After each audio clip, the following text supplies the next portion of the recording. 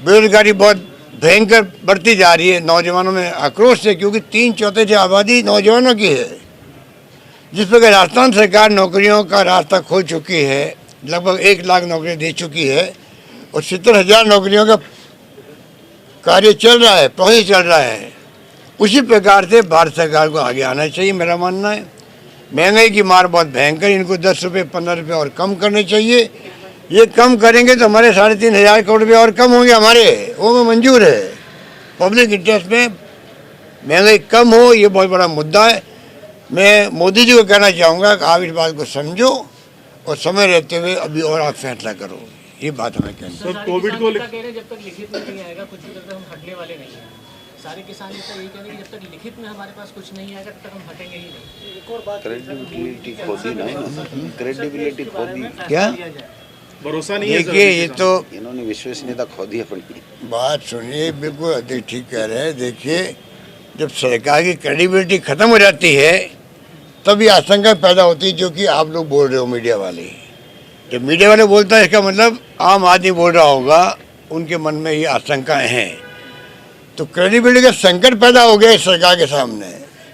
ये भी जो भावना पैदा हो रही है कि पता नहीं क्या करेंगे। अभी तक भी घोषणा करने के बावजूद भी प्रधानमंत्री घोषणा कर दे, उसके बावजूद अगर ये देशवासियों के दिमाग में बात रहे कि नहीं पता नहीं क्या करेंगे, कोई रास्ता निकाल देंगे, पता नहीं पार्लियामेंट में क्या करेंगे, ये क्रेडिबिलिटी के संकट की बात है। इसको भी इनको समझ जाना चाहिए कि आज ये किस दिशा में जा रहे हैं।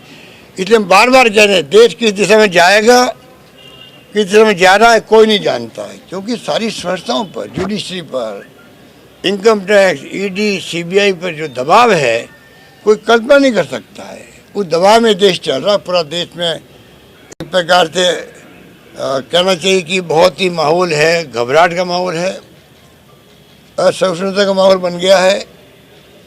और जो भाईचारा, प्रेम, मोहब्बत, विश्वास होना चाहिए, वो कम होता जा रहा है और ये बहुत देश के लिए खतरनाक है। हमें बड़ी चिंता लगी हुई इस बात की। केवल चुनाव के लिए डिसीजन लिया सरकार ने, 5 राज्यों में चुनाव। बहुत बहुत शुक्रिया आप सबका। आप लोग कितनी तकलीफ देखते हो। Sir, Covid meeting, sir Covid की मीटिंग हम करके आए अभी। कोविड का डॉक्टर्स की राय भी ली हम लोगों ने, प्रेसिडेंट ने देखे, और हम लोग रास्ता में पूरी तैयारी कर रहे हैं। पर क्योंकि यूरोप में बहुत भयंकर फैल रहा है, ये बेड नहीं मिल रहा वहाँ पर, जर्मनी में और रशिया के अंदर। और WHO जो है, WHO अगर ये कहे कि आने वाले महीनों में 5 लाख लोग मर सकते हैं यूरोप के अंदर, तो पूरी विश्व के लोगों को चिंतित होना स्वाभाविक है। और ये भी कहावत बनी हुई है कि जब यूरोप में आता है ये कोरोना महामारी, उसके 2 महीने बाद में एशिया में आती है। एशिया में हमारा मुल्क भी आता है। तो ये बहुत चिंता है। कुछ संख्या बढ़ी है, राजस्थान बढ़ी है, देश में बढ़ी है कोरोना की। इसलिए हमने उचित समझा कि एक बार इसका रिव्यू कर लें।